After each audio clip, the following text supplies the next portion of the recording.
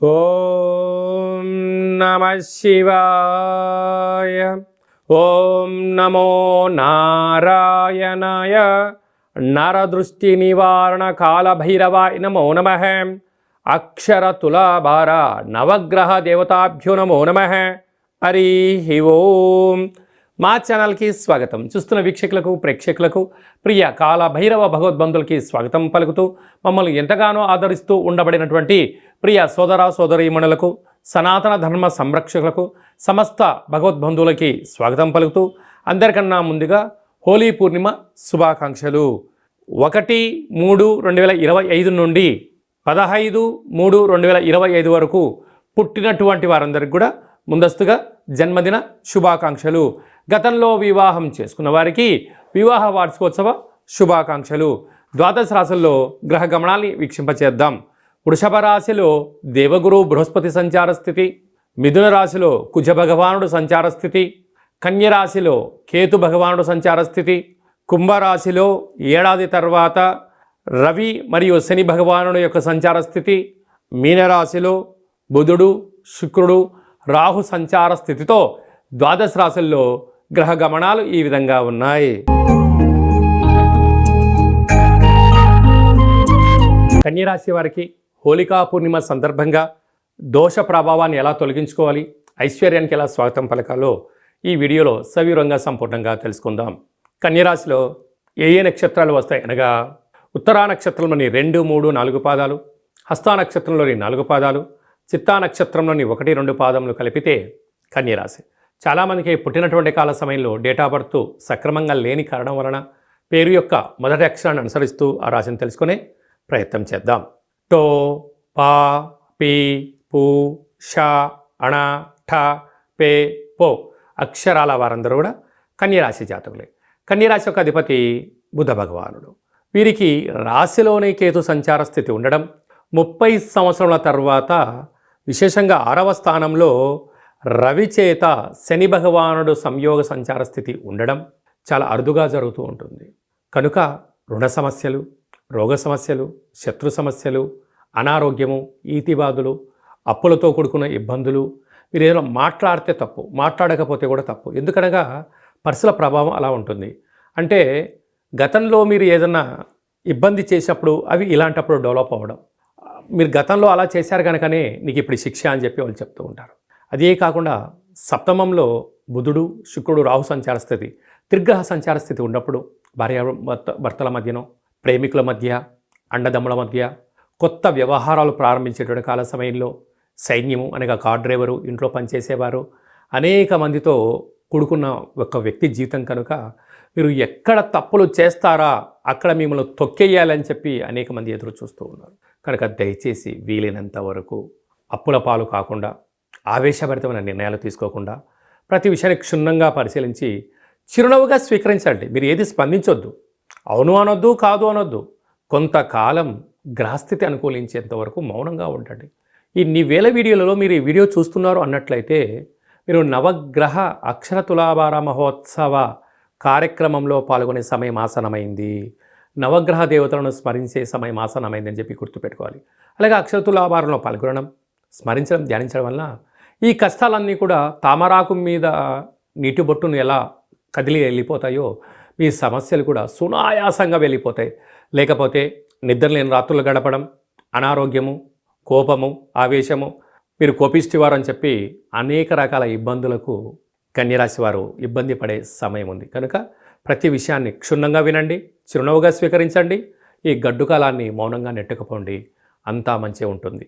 స్వయం వృత్తులు, సేవారంగాలు, హోటల్ వ్యాపారాలు, చేతి వృత్తులు, అలాగే సాఫ్ట్వేర్, హార్డ్వేర్, యానిమేషన్స్, క్రియేటివిటీ రంగాలుగా ఉండబడిన వారికి ఓపిక చాలా అవసరం అని చెప్పి గుర్తుపెట్టుకోగలగాలి. ఈ మార్చి మాసంలో అలాగనే పాల్గొన మాసంలో ముఖ్యమైనటువంటి తిథుల గురించి క్లుప్తంగా సవివరంగా సంపూర్ణంగా తెలుసుకుందాం. 6వ తారీఖున 3వ నెల 2025వ తారీఖున అక్షయ కాళభైరవాష్టమి. కనుక కష్టకాలంలో ఉన్నప్పుడు దైవనామస్మరణ చేయడం, ఆధ్యాత్మిక చింతన ఉండడం, గృహంలో దీపం వెలిగించడం వల్ల సకల అష్టకష్టాలు తొలగిపోతాయని చెప్పి గమనించాలి. 13వ తారీఖున పాల్గొన మాస శుద్ధ పూర్ణిమ, హోళికా పూర్ణిమ చేస్తూ ఉంటాం. కనుక కామద దహన కార్యక్రమంలో పాల్గొందాం, స్వామివారి యొక్క ఆశీస్సులు పొందుదాం, అఖండ అష్ట కష్టాలకు స్వస్తి పలుకుదాం. ఎందుకనగా రంగుల హేళి అంటే ఆట అని చెప్తూ ఉంటారు. అంటే సహజసిద్ధమైనటువంటి రంగులతోనే దయచేసి అందరూ ఆడుకోండి, కలుషితం నీటితోనే ఆడుకోండి. కళల కొత్త ప్రపంచానికి స్వాగతం పలకబోతున్నాం. ఎందుకనగా ఈ సంవత్సరానికి చివరి పూర్ణిమ అవడం వలన రంగుల హోళీ అంటారు. అంటే మనకు కొన్ని ప్రాంతాల్లో కొత్త పూర్ణిమ, వచ్చేటువంటి అమావాస్యను కొత్త అమావాస్య అంటారు. అంటే పాతదనానికి వీడుకోలు పలుకుతూ కొత్తదనానికి స్వాగతం పలుకుతూ ఉంటూ ఉంటాం. అందుకే మనం అందరము కూడా రంగులతో అలంకరించుకొని ఆడుకొని ఈ పాత సంవత్సరంలో అంటే తెలుగు సంవత్సరాల్లో ఈ జ్ఞాపకాలంతను కూడా మధుర స్మృతులను గుర్తుపెట్టుకుంటూ పడ్డ అష్టకష్టాలకు స్వస్తి పలుకుతూ అష్టైశ్వర్యానికి రాబోయే కాలంలో స్వాగతం పలకాలని రంగులతో ఆటలాడుకొని మంచి కొత్త సంవత్సరానికి స్వాగతం పలుకుతాం. కనుక ఆడుకునేటువంటి వారందరూ కూడా దయచేసి సహజసిద్ధ రంగులతోనే ఆడుకోండి, కలుషితం లేని జీవనాన్ని పొందండి. ఎందుకనగా చాలా ప్రాంతాల్లో స్కిన్, హెయిర్, కళ్ళు ప్రాబ్లం అయిన సందర్భాలు కూడా చాలా ఉంటున్నాయి. దయచేసి ఎవరు కూడా పండగ పూట బాధపడకూడదు అనేటువంటిది మన సనాతన ధర్మం. అందరూ క్షేమంగా ఉండాలి, అందరూ ఆయురారోగ్యాలుగా ఉండాలి. పాత సంవత్సర పూర్ణిమకు విడుకొలు పలుకుతూ కొత్త ఉగాది పండుగకు స్వాగతం పలుకుతూ కనుక మనమందరం కూడా వీలైతే శ్రీ రమా సహిత సత్యనారాయణ స్వామి వ్రత పూజ కార్యక్రమంలో పాల్గొనడం, దత్తాత్రేయ స్వామి యొక్క దర్శనం, శివాలయంలో పూజా కార్యక్రమం, కాళభైరవ హోమంలో పాల్గొనడం వలన సకల అష్ట కష్టాలన్నీ తొలగిపోయి కొత్త సంవత్సరానికి స్వాగతం పలకబోతున్నాం. అందరికీ శుభం, జయం, లాభాన్ని భైరవ స్వామి వారు ఆశించాలని కోరుకుందాం. అది ఏ కాకుండా ఇంకనూ మనం విజయం సాధించగలగాలి అని అంటే ఏం చేయాలో అనేది మీకు ఒకసారి చూపిస్తాను. ఈ యొక్క పాత్ర కంచు పాత్ర అంటారు. మనకు రాసులు 12 ఎలా ఉంటాయో 12 యొక్క రాసులను ఇందులో అచ్చు వేయడం జరుగుతుంటుంది.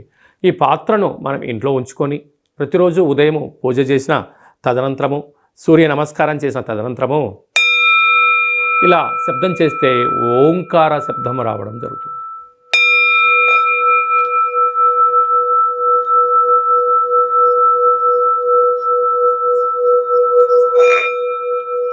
ఈ శబ్ద తరంగాన్ని ఇంట్లో సృష్టించడం వలన, ఓంకార శబ్దం వలన ఇంట్లో ఉండబడినటువంటి జ్యేష్ఠాదేవి అనగా దరిద్ర దేవత బయటికి వెళ్ళడం, లక్ష్మీమాత గృహంలోకి గళ్ళు గళ్ళుమంటూ రావడం జరుగుతుంది. కనుక ఈ కాళభైరవ స్వామికి అక్షయపాత్ర, కాళభైరవ స్వామికి పిరమిడ్ను, డాలరు, కంకణము మీకోసం ప్రత్యేకంగా కాళభైరవ హోమాన్ని చేయించి వీడియో కాల్ ద్వారా చూపించి 27 రకాల వస్తువులతో దిష్టి తీయించడం జరుగుతుందని చెప్పి కూడా గమనించాలి. అలాగే మనం నవగ్రహాల చేత బాధపడే వాళ్ళమందరము కూడా ఓ చిన్న రెమెడీ పరిహార కార్యక్రమాన్ని కూడా ఏర్పాటు చేయడం జరుగుతుంది. కళౌ వెంకటేశ్వర అంటారు. అంటే కలియుగ కాలంలో వెంకటేశ్వర స్వామిని స్మరించిన, ధ్యానించిన యోగదాయకం అని చెప్తారు. కనుక గ్రహదోషాలు, సకల దోషాలు తొలగిపోయి వాటిని నశింపజేసే శక్తి భగవంతుడికి ఉంటుంది. అలాగని మనకు ప్రతి నెలలో మనకు ఆదివారము, సోమవారము, మంగళవారం అని చెప్పి 4 మంగళవారాలు, 4 శనివారాలు లేక 5 సోమవారాలు వస్తూ ఉంటాయి.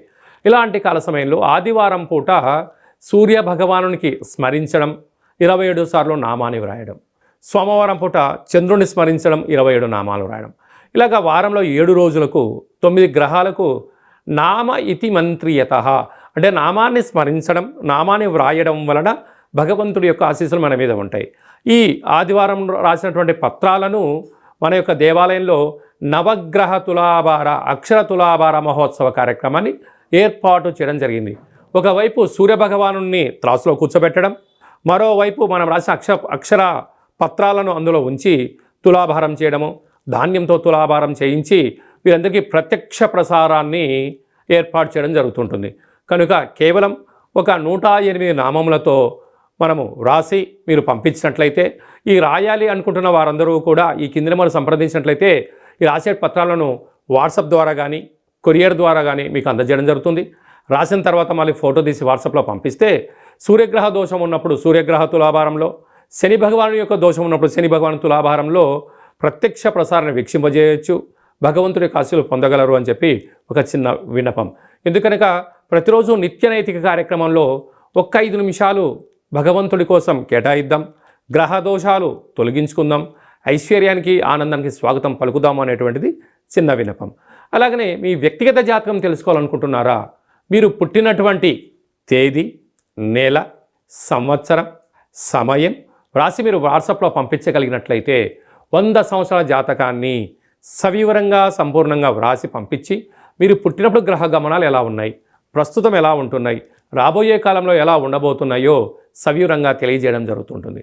మన దగ్గర అదే కాకుండా డేటా ఆఫ్ బర్త్లు లేనటువంటి వారికి మీ పేరు యొక్క మొదటి అక్షరాన్ని అనుసరిస్తూ రాశిని తెలియజేస్తూ రాశి యొక్క స్థితిగతులను మీకు తెలియజేస్తూ రమణ శాస్త్రం ద్వారా అనగా కాళ్ళ భైరవ ఉపాసన చేత గవ్వల ద్వారా భూత భవిష్యత్ వర్తమానాన్ని తెలియజేయడం జరుగుతుంది. అలాగే పుట్టినటువంటి పిల్లలకు ఆధ్యాత్మికమైన నామాలు ఎలా పెట్టాలో మీరు ఏమైనా సతమతమవుతుంటే ఆ పుట్టినటువంటి సమయాన్ని రాసి పంపించినట్లయితే ఆధ్యాత్మికమైన నామాలను కూడా మీకు రాసి పంపించడం జరుగుతుంది. అలాగనే ప్రేమికుల మధ్య విభేదాలు కానీ భార్యాభర్తల మధ్య ఆటంకాలు కానీ స్వల్పంగా ఉన్నప్పుడు చిలికి పెద్దగా చేసుకొని పోలీస్ స్టేషన్లు గొడవలు అంటూ విడిపోయే పరిస్థితి అలాగా తెచ్చుకోకుండా సమస్య ఎందుకు వస్తుంది, వాటిని నివారించడం ఎలా అనే విషయాన్ని తెలుసుకున్నట్లయితే మనం సంపూర్ణమైనటువంటి స్వామివారి యొక్క సేవలో ఆధ్యాత్మిక చింతనగా ఉంటూ దైవనామాన్ని స్మరించడం వలన మిమ్మల్ని అద్భుతమైనటువంటి ఈ కష్టాలకు స్వస్తి పలికి ఐశ్వర్యం స్వాగతం ఎలా పలకాలో తెలియజేయడం జరుగుతుంది. కనుక ఆసక్తి గలవారు ఈ కింద అపాయింట్మెంట్ తీసుకొని సంప్రదించగలరు.